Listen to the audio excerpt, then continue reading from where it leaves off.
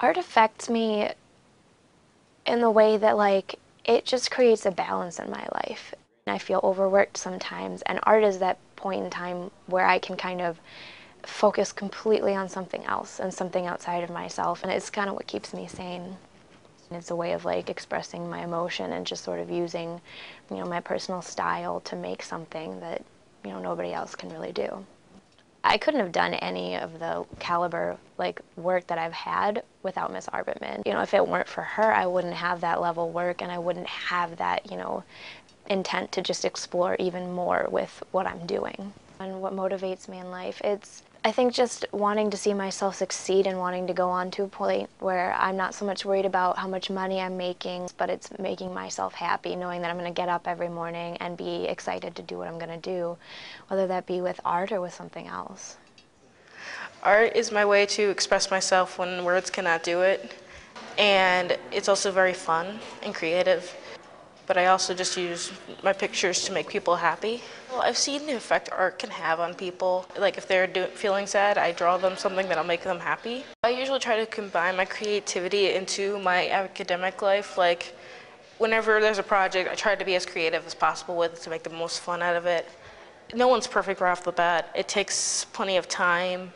I mean, I'm improving every day. Everyone is. And art is how you want to define it. Anything can be art, whether it's construction or it's sculpting or it's painting or if it's just tech visual art. It's what you see as art. Well, my passion for art started when I was really, really little. Well, before I got epilepsy, it was my hobby, and after the epilepsy, it's my therapy as well. It really helps keeping my seizures in track, and it keeps them away. My culture it's a great inspiration. When my grandpa passed away, that's kind of when I kind of started doing more things with my culture, like Day of the Dead, and that kind of helped me cope with it. Thanks to all the teachers that I've had, they've all helped me develop my skill, and in the future, I want to be able to help people.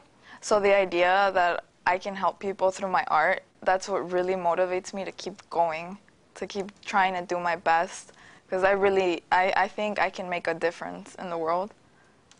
I know I can. Okay, so I started art when I was really little. I was just like painting everywhere. I guess it was always in my life. My brothers and my dad were really good at drawing, and I was like, oh, I just want to be like them. My friends are always saying like, oh, like, why aren't you doing this as a living? And my teacher, Miss Stockton, always said, keep going at it, you know. I love theater so much too. I love singing and dancing and doing all of it at the same time. I'm just bringing them both into my career goals, and that's why I'm gonna focus on being a theater designer. I'm combining both of my loves. I think the key of my success is staying focused on deadlines. So that pressure is always there and always kept me going. Art to me is a way of life. It's something I live by. My artwork, each one of my pieces represents who I am as a person, like characteristics, like feelings, emotions that I put into my artwork. What motivates me is mostly my art teachers. Like, I try and challenge myself, and they help me to challenge myself, and they don't let me back out of anything. My approach for the cartoon characters, I did it for Scholastic. It was modernizing cartoons. Things, they always go unexpectedly. We lose people, bad things happen. So I just wanted to modernize those cartoons and basically just bring them to our world. The key to my success would be Roosevelt, because before I got here, I barely came to school. I was always slacking off, not doing what I had to do. And when I got here, it just all changed because of the learning environment itself. So that helped me just move forward academically and artistically.